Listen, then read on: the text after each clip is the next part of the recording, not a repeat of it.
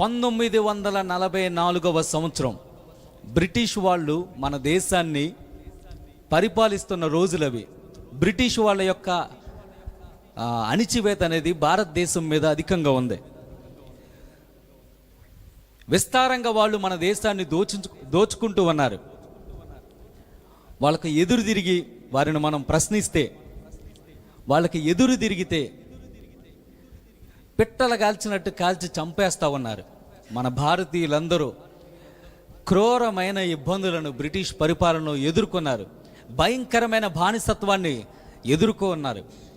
అదే 1944వ సంవత్సరం జూలై 4వ తేదీన సుభాష్ చంద్రబోస్, మనందరికీ తెలుసు, మనమందరం నేతాజీ అని పిలుచుకుంటాం ముద్దుగా. సుభాష్ చంద్రబోస్ ఆగ్నేయ భారతదేశంలో ఉన్న ప్రతి ఇండియన్స్కి కూడా ఒక గొప్ప పిలిపిస్తాడు. రండి అని చెప్పేసి ఆజాద్ హింద్ ఫౌజ్ని ఆ రోజే ఆయన స్థాపిస్తాడు. ఆజాద్ హింద్ ఫౌజ్ని స్థాపించి ఇండియన్ నేషనల్ ఆర్మీని స్థాపించి ఆగ్నేయ భారతదేశంలో ఉన్న భారతీయులందరికీ పిలిపించి ఆయన చెప్తాడు ఆ రోజు, ఈ బ్రిటిష్ పరిపాలన నుంచి మనకు స్వాతంత్రం రావాలంటే మనం మాట్లాడితే, వాళ్ళని వినయపూర్వకంగా వేడుకుంటే, వాళ్ళకి విన్నపాలు చెల్లించుకుంటే, వాళ్ళని బ్రతిమలాడుకుంటే వీళ్ళ బానిసత్వం నుంచి మనం విడుదల పొందలేము. బ్రిటిష్ పరిపాలన నుంచి మనకు స్వాతంత్రం రావాలంటే మనలో కొంతమంది ప్రాణత్యాగం చేయాల్సిన అవసరం ఉంది. మనం ప్రాణాలు త్యాగం చేస్తే తప్ప, రక్తాన్ని చిందిస్తే తప్ప ఈ బానిసత్వం నుంచి మనం విడుదల పొందలేము అని చెప్పేసి వారికి పిలుపునిస్తూ ఆ రోజు ఒక మాట అంటాడు. ఏమంటాడో తెలుసా? మీ రక్తాన్ని నాకు ఇవ్వండి, ఈ దేశానికి నేను స్వాతంత్రాన్ని ఇస్తాను అని చెప్పేసి అంటాడు. ఈ మాట అక్కడికి వచ్చిన ప్రతి ఒక్క వ్యక్తి హృదయాన్ని మండించింది. ఈ మాట విన్న ప్రతి భారతీయుడు రక్తం మండిద్ది. ఈ మాటకు అనేక మంది భారతీయులు ఉత్తేజితులై, నా దేశం కోసం నేను నా రక్తాన్ని చిందిస్తా, నా దేశం కోసం నేను నా ప్రాణాలను అర్పిస్తా అని చెప్పేసి 2 బిడ్డలు కలిగిన తండ్రులు కూడా, నా 2 బిడ్డలే నా దేశానికి స్వాతంత్ర పోరాటానికి నా బిడ్డలు నేను అప్పగిస్తా. ఇంట్లో ఒకే ఒక్క యవనస్తుడుంటే వారి తల్లిదండ్రులు, వద్దురా, స్వతంత్ర పోరాటానికి వెళ్తే నువ్వు చనిపోతావురా, నువ్వు చనిపోతే మాకు దిక్కవర్రా అని చెప్పేసి అన్నా కూడా ఎంతోమంది యవనస్తులు, నా దేశం కోసం నేను చనిపోవటం కంటే నాకు ఇంకేమీ ఎక్కువ కాదు, దేశం కోసం చనిపోవటం గొప్ప ధన్యత అని చెప్పేసి ప్రాణాలకు తెగించి అనేక మంది యవనస్తులు ముందుకొచ్చి ఇండియన్ ఆర్మీలో జాయిన్ అవుతారు.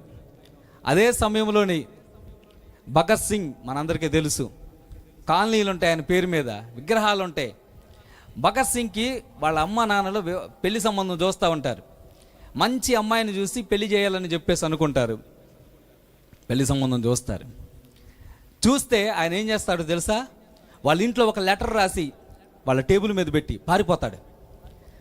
నా దేశ ప్రజలు భయంకరమైన బానిసత్వాన్ని బ్రిటిష్ వాళ్ళ చేతులు అనుభవిస్తూ ఉంటే ఇప్పుడు నన్ను పెళ్లి చేసుకొని నా భార్యతో సుఖపడమని మీరు అంటారా? నాకు వివాహం వద్దు, నా దేశం కోసం నేను పోరాడతానని చెప్పేసి యవనస్తుడు భగత్ సింగ్ వివాహానికి స్వస్తి చెప్పి ఇంట్లో నుంచి పారిపోయి స్వతంత్ర పోరాటంలో ఆయన పాల్గొంటాడు. అలా 1 కాదు, 2 కాదు, 3 కాదు, ఎంతోమంది భారతీయులు వారి ప్రాణాలకు తెగించి ముందుకు వచ్చి స్వతంత్ర పోరాటంలో వారు రక్తాన్ని చిందిస్తే ఈరోజు మన భారతదేశానికి స్వతంత్రం వచ్చింది. వాళ్ళు ఒకటే ఆలోచించారు, ఈ స్వతంత్ర పోరాటంలో నేను చనిపోయినా, ఒకవేళ నేను ప్రాణాలతో లేకపోయినా నా భవిష్యత్తు తరాలు స్వతంత్రాన్ని అనుభవిస్తాయి. భవిష్యత్తు తరాలు ఈ బానిసత్వాన్ని అనుభవించకుండా ఉంటారు. వారు భవిష్యత్తును దృష్టిలో పెట్టుకొని వారు తమ ప్రాణాలని ఇవ్వటానికి కూడా వెనకాడలేదండి. అలా ఎంతోమంది తమ రక్తాన్ని చిందిస్తే ఈరోజు మన భారతదేశానికి స్వాతంత్రం వచ్చింది. 17వ శతాబ్దంలో ఇంగ్లాండ్ దేశంలో జాన్ వెస్లీ అనే ఒక భక్తుడు అన్నాడు. ఆయన ఒక అడుగు ముందుకేసి దేవుని దగ్గర ఒక అద్భుతమైన ప్రార్థన చేశాడు. అదేంటో తెలుసా? ప్రభువా, ఈ లోకాన్ని పాపాన్ని ద్వేషించి పరిశుద్ధతను ప్రేమించే 100 మంది యవనస్తుల్ని నాకు ఇవ్వు. దేవుని కొరకు రోషంగా నిలబడగలిగిన 100 మంది యవనస్తుల్ని కనుక నువ్వు నాకు ఇస్తే ఇంగ్లాండ్ దేశం మొత్తాన్ని తీసుకొచ్చి నీ పాదాల దగ్గర పెడతాను అని చెప్పేసి దేవుని సన్నిధిలో ప్రార్థన చేస్తాడు. దేవుడు 100 మంది యవనస్తులు ఆయనకి ఇస్తాడు. ఆయన తాను చెప్పినట్లే ఇంగ్లాండ్ దేశం మొత్తాన్ని దేవుని వైపుకు ఆకర్షిస్తాడు. దేవునికి స్తోత్రం. ఇంగ్లాండ్ దేశ చరిత్రను 2 భాగాలుగా విభజిస్తే జాన్ వెస్లీకి ముందు, జాన్ వెస్లీ తర్వాత అని చెప్పుకుంటారు. దేవునికి స్తోత్రం కలుగును గాక. ఈరోజు నేను మిమ్మల్ని అడుగుతున్నా, ఆ రోజు సుభాష్ చంద్రబోస్ అన్నాడు, మీ రక్తాన్ని నాకు ఇస్తే ఈ దేశానికి నేను స్వాతంత్రాన్ని ఇస్తాను అని చెప్పేసి అన్నాడు. మీ బలాన్ని మీరు దేవునికి ఇస్తారా? మీ జ్ఞానాన్ని మీరు ఈరోజు దేవునికి ఇస్తారా? మీ తెలివితేటలను ఈరోజు దేవునికి మీరు ఇస్తారా? మీ సమయాన్ని ఈరోజు మీరు దేవునికి ఇస్తారా? మీ సుఖాలను చంపుకొని దేవుని కోసం మీరు నిలబడటానికి ముందుకు వస్తారా? దేవుని కోసం త్యాగం చేయడానికి మీలో ఎంతమంది ముందుకు వస్తారు?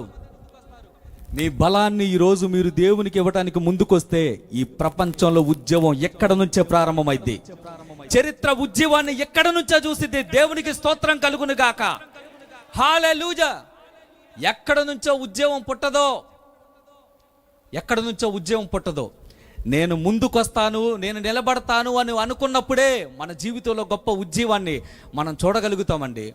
అనేక మంది ముందుకు వచ్చినప్పుడు మాత్రమే చరిత్ర మార్చబడింది. శ్రీశ్రీ ఒక మాట అంటాడు, కన్నీరు గారిస్తే చరిత్రను మార్చలేము, చెమట చుక్కలు చిందిస్తేనే చరిత్రను మార్చగలుగుతాం.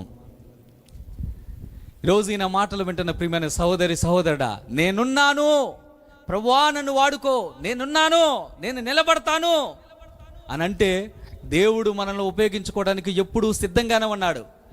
నా వైపు చూడండి, నా వైపు చూడండి.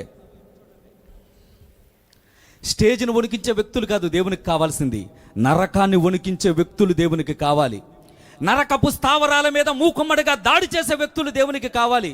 పునాదుల వరకు నరకాన్ని వణికించే వ్యక్తులు దేవునికి కావాలి. నా బ్రతుకు మూలంగానైనా సరే, నా చావు మూలంగానైనా సరే, యేసుక్రీస్తు నా శరీరమందు గణపరచబడాలని దేవుని సేవలో పానార్పణంగా పోయబడిన అపోస్తుడైన పౌలు లాంటి వ్యక్తులు దేవునికి కావాలండి. నా చెనులు హతులవుట చూసి నా తల జలమయముగాను, నా కన్నీళ్లు కన్నీట ఊటగాను అని నశించిపోతున్న ఆత్మల కోసం రొమ్ములు కొట్టుకొని గుండెల బాదుకొని ప్రలాపించిన ఇరిమియా ఉన్నాడు చూడండి. అలాంటి వ్యక్తులు ఈరోజు దేవునికి కావాలి.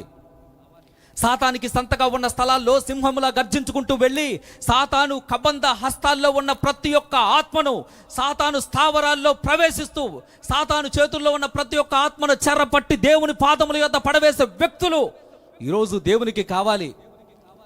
ప్రభువా నాకు ఆత్మలు ఇవ్వు, లేకపోతే నా ఆత్మను నువ్వు తీసుకో ప్రభువా. ప్రభువా నాకు ఆత్మలు ఇవ్వు, లేకపోతే నేను చచ్చిపోతా, నేను ఉండలేను అని నశించిపోతున్న ఆత్మల కోసం రొమ్ములు కొట్టుకొని గుండెలు బాదుకొని ప్రలాపించిన John Hyde, John Knox, David Brainerd లాంటి వ్యక్తులు ఈరోజు దేవునికి కావాలి. క్రీస్తు రక్తాన్ని ప్రకటించడానికి సొంత రక్తాన్ని కార్చిన కార్తార్ సింగ్లు, సాధు సుందర్ సింగ్ లాంటి వ్యక్తులు దేవునికి కావాలి. వీటన్నిటికీ మించి నువ్వు దేవునికి కావాలి. నమ్మిన వాళ్ళు గట్టిగా దేవునికి స్తోత్రం చెబుదాం. హల్లెలూయా. ఈ రాత్రి ప్రభు నిన్ను కోరుకుంటున్నాడు. నీ జీవితం ద్వారా ఈ ప్రపంచాన్ని దేవుడు దీవించాలని ఆశిస్తూ ఉన్నాడు. నీవనే వ్యక్తివి ఇప్పుడు ఇక్కడ కూర్చున్నావు. నీవనే వ్యక్తివి యుగములకు పూర్వమే దేవుని సంకల్పంలో ఉన్న వ్యక్తివి. నువ్వు ఎప్పుడు పుట్టావో నాకు తెలీదు, నీకు ఎన్ని సంవత్సరాలు నాకు తెలీదు. ఒకవేళ నీకు 20 సంవత్సరాలు ఉంటే, 25 సంవత్సరాలు, 30 సంవత్సరాలు ఉంటే, 30 సంవత్సరాల క్రితం నువ్వు ఈ భూమి మీదకి రాలేదు. ఈ ఆకాశం, ఈ సూర్యుడు, ఈ చంద్రుడు ఇవేవి పుట్టక మునిపే దేవుని తలంపుల్లో నీవు ఉన్నావు. జగత్ పునాది వేయబడక మునిపే అంటే ఇవేవి ఈ సృష్టి లేక మునుపు క్రీస్తులో ప్రేమ చేత ఆయన మనలను ఏర్పరచుకున్నాడు. ఇవేమీ లేక మునిపే దేవునిలో నువ్వు ఉన్నావు. మన పట్ల దేవునికి గొప్ప ప్రణాళికలు ఉన్నాయండి.